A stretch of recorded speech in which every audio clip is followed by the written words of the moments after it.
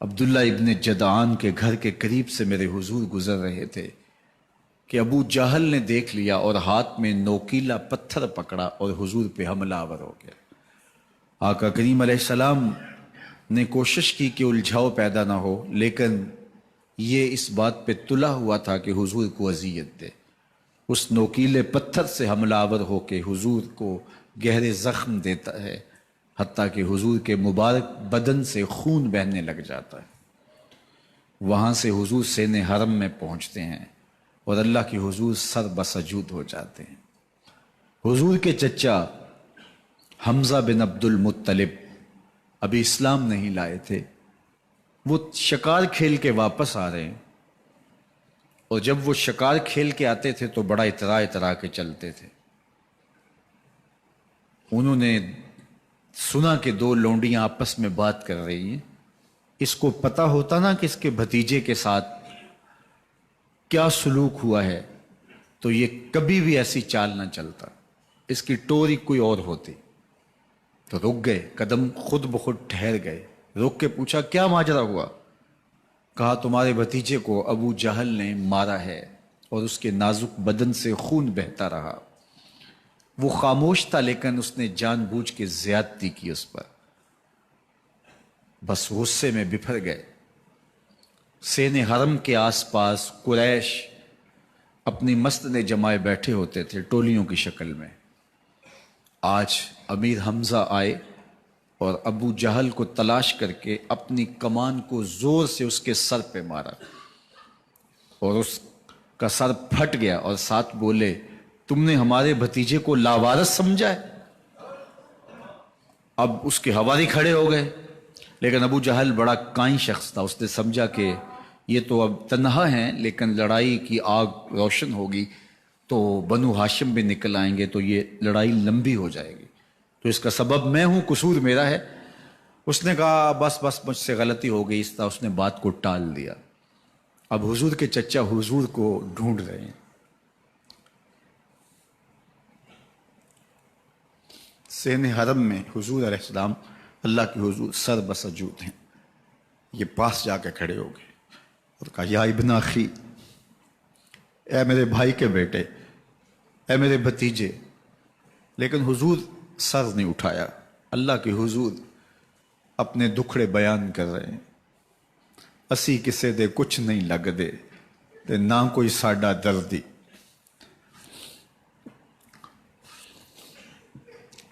اللہ کے محبوب علیہ السلام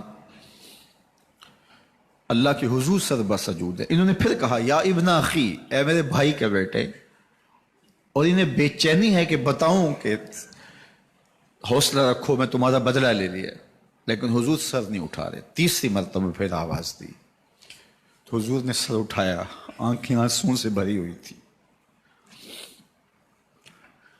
تو برجستہ کہا بھتیجے میں تمہارا بدلہ لے لیا۔ میرے حضور نے فرمایا چچا مجھے اس کی کوئی خوشی نہیں ہوئی۔ یہ حیرت زدہ ہو گئے کہ اتنا بڑا کام، اس وقت مکے کا اتنا بڑا سورما، اور میں اس سے ٹکرا کے آیا ہوں اور یہ کہہ رہے ہیں مجھے کوئی خوشی نہیں ہوئی۔ قسمت اچھی تھی۔ بولے بھتیجے تم کیسے خوش ہوتے ہو؟ کہا جس رب کو میں مانتا ہوں اس کو تم بھی مان لو۔ تو امیر حمزہ کی قسمت اچھی تھی تو آگے بڑھے اور اسلام قبول کر لیا۔ 38 لوگ پہلے مسلمان تھے، یہ 39 میں مسلمان ہو گئے۔ بس ان کا اسلام لانا مسلمانوں کے لیے تسکین قلب کا ساما ہوا۔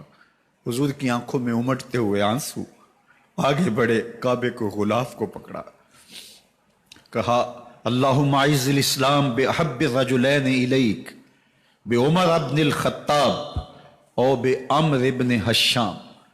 اے اللہ ایک شیر دیا ہے، ایک شیر اور دے دے، اب تیری مرضی، یا عمر بن خطاب دے دے یا عمر بن حشام دے دے۔ اگرچہ اس نے میرے اوپر پتھر برسائے ہیں، مجھے زخمی کیا ہے، لیکن اگر دین کی تقویت اس سے ہو سکتی ہے تو مالک مجھے کوئی غصہ نہیں۔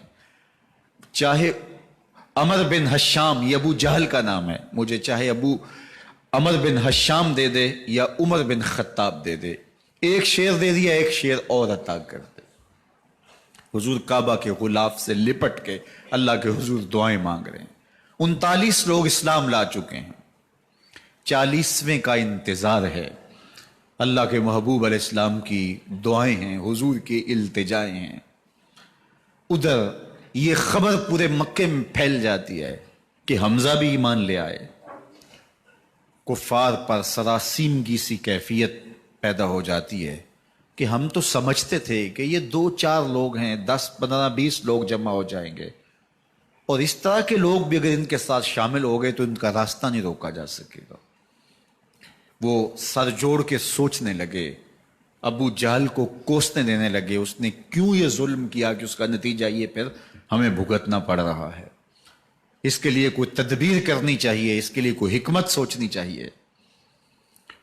26 سال کا نوجوان ہے، خطاب کا بیٹا ہے، نام عمر ہے، اپنے گھر کے اندر پیچ و تاب کھا رہا ہے کہ اگر یوں ہی اسلام پھیلتا رہا تو ہمارے بتوں کے خلاف اٹھنے والا یہ نظم اتنا پھیل جائے گا کہ روکنا مشکل ہو جائے گا، آباء و اجداد کی کہانیاں ختم ہو جائیں گی، یہ ایک نیا دین ایسے پنپتا رہا تو پھر اس کو روکا نہیں جا سکے گا۔ کون روکے؟ دل میں خیال آیا اس کا ایک ہی حل ہے کہ بانی اسلام کی زندگی کا چراغ گل کر دیا جائے۔ لیکن یہ اتنا بڑا کام کون کرے؟ سوچا خود کروں گا۔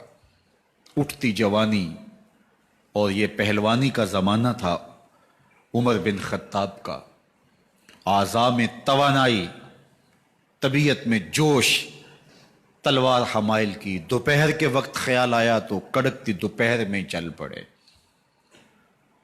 سنسان گلیاں ہیں، سخت گرمی ہے، لوگ دیواروں سے لگ کے چلتے ہیں اگر کوئی کسی کو کسی مجبوری کے تحت کہیں جانا بھی پڑے، لیکن یہ مست ہاتھی کی طرح اپنے ارادے کو عملی جامہ پہنانے کے لیے گھر سے نکل پڑتے ہیں، اور اس انداز سے تلوار حمائل کیے ہوئے آگے بڑھ رہے ہیں۔ نعیم بن عبداللہ آگے سے آ رہے تھے، آنکھوں میں اترا ہوا نشہ دیکھا، کہانی سمجھ گئے، یہ بھی مسلمان ہو گئے تھے لیکن ابھی ایمان ظاہر نہیں کیا۔ کہا عمر کدھر کے ارادے ہیں؟ کہا بانی اسلام کا چراغ بجھانے جا رہا ہوں، یہ روز روز کی کہانی ختم کرنے جا رہا ہوں۔ آج حمزہ ایمان لائے ہیں، کل کوئی اور آ جائے گا، پھر اس تحریک کو روکنا مشکل ہو جائے گا۔ نعیم بن عبداللہ مسکرا کے بولے گھر کی خبر لی ہے؟ کہا کیا ہوا میرے گھر کو؟ کہا تمہاری بہن فاطمہ بھی اس محمد کی غلام بن گئی ہے، تمہارا بہنوئی سعید بن زید بھی اس کا نوکر بن گیا ہے۔ بس بپھر گئے، وہ جو غصہ تھا وہ ادھر منتقل ہو گیا، بہن کے گھر کا رخ کیا۔ جب دروازے پہ پہنچے تو اندر سے قرآن پڑھنے کی آواز آ رہی ہے، جو کہا گیا تھا، جو سنا تھا، اس کا یقین پیدا ہو گیا۔ زور زور سے دروازے کو کھٹکھٹانے لگے۔ بہن نے دیکھا کہ بھائی ہے، جو قرآن پڑھ رہا تھا اس کو چھپا دیا اور خود دروازہ کھولا، بس پیٹنا شروع کر دیا، مار مار کے سر پھوڑ دیا، خون بہہ رہا ہے۔ جب سر پھٹ گیا تو فاطمہ بنت خطاب بولی عمر تم خطاب کے بیٹے ہو، میں بھی خطاب کی بیٹی ہوں، سن لو محمد کا دامن نہیں چھوڑو، جو کرنا ہے کرو۔ جب یہ تیور دیکھے تو عمر کی حیرت انتہا کو چھو گئی، یہ کون سی قوت ہے جس نے ایک عورت کے اندر یہ جذبے رکھ دیے؟ کہا اچھا بتاؤ تم کیا پڑھ رہے تھے؟ کہا تم ناپاک ہو، تمہیں نہیں دوں گی۔ کہا کیسے دو گی؟ کہا پہلے غسل کرو۔ عمر غسل کر رہا ہے، سودا لینے کے لیے بازار گئے، ہاتھ اس کے بکے جس کے خریدار گئے۔ عمر غسل کر رہے ہیں، غسل کر کے باہر آئے تو بہن قرآن لے آئی، وہ کھجور کی چھالیں، وہ چمڑے کے اوپر لکھا ہوا قرآن سامنے رکھ دیا۔ عمر پڑھ رہے ہیں طٰہٰ ما انزلنا علیک القرآن لتشقیٰ، اے 14ویں کے چاند محبوب، قرآن اس لیے نازل تو نہیں کیا تھا کہ تم مشقت میں پڑ جائے۔ محبوب رحمت کے دروازے کھل رہے ہیں، کرم نوازیاں ہونے والی ہیں۔ عمر پڑھتے گئے، آنکھوں کے بندن ٹوٹ گئے، آنسو آنے لگے، ٹپ ٹپ آنسو گرنے لگے۔ عمر رو رہے ہیں، بدن کانپ رہا ہے۔ آئے کس ارادے سے تھے، اب حالت کیا ہوئی جا رہی ہے؟ اپنی بہن سے کہا، بہنوئی سے کہا، جس در کے تم غلام ہوئے ہو کبھی میں بھی اس در کا غلام نہیں ہو سکتا؟ عمر کی کہیں عمر نہ برباد ہو جائے، مجھے اس چوکھٹ پہ لے چلو۔ کہا چلو ہم اس دہلیز پہ لے چلتے ہیں۔ تلوار اسی طرح حمائل کی ہوئی ہے، حضور دار ارقم میں ہے۔ یہ اسلام کی پہلی درس گاہ ہے، حضرت ارقم کا گھر۔ مسلمانوں کی تعداد بہت تھوڑی، یہاں چھپ کر کے دین سیکھتے ہیں۔ حضور بھی وہاں تشریف فرما تھے، باقی اصحاب بھی وہاں تشریف فرما تھے، حضرت میرے حمزہ بھی وہاں تھے۔ دروازے کی درزوں سے دیکھا کہ عمر آ رہے ہیں، تلوار بھی حمائل کی ہوئی۔ صحابہ نے کہا عمر آ رہے ہیں، امیر حمزہ نے کہا کوئی پرواہ نہیں، آنے دو، اچھا ارادہ ہوا تو خوش آمدید کہیں گے، ارادہ اچھا نہ ہوا اس کی تلوار سے گردن کاٹوں گا۔ اللہ اکبر۔ جب دروازہ کھولا تو دو صحابہ نے بازوں سے پکڑ لیا، کندھوں سے۔ حضور نے فرمایا کندھے چھوڑ دو، کندھے چھوڑ دیے گئے۔ آقا کریم علیہ الصلوۃ والسلام نے ان کے گلے کے اندر جو کپڑا تھا اس کو پکڑ کے جھٹکا دیا، اسلم عمر، عمر اسلام لاؤ۔ اللہ اکبر۔ اور ساتھ حضور نے حضرت عمر کے دل پہ ہاتھ رکھے، اللہم اہد قلبہ، اللہ عمر کے دل میں ہدایت ڈال دے۔ بس یہ جملہ کہنے کی دیر تھی اور حضور کا ہاتھ پھرنے کی دیر تھی، اندر سے کفر دھلتا چلا گیا۔ اور عمر نے کہا اشہد اللہ الہ الا اللہ واشہد انک رسول اللہ۔ جب یہ پڑا کلمہ تو حضور کی زبان سے بے ساختہ نکلا اللہ اکبر، اور صحابہ نے بھی اللہ اکبر کہا، اور اس زور سے کہا کہ مکے کی گلیاں گونجنے لگی۔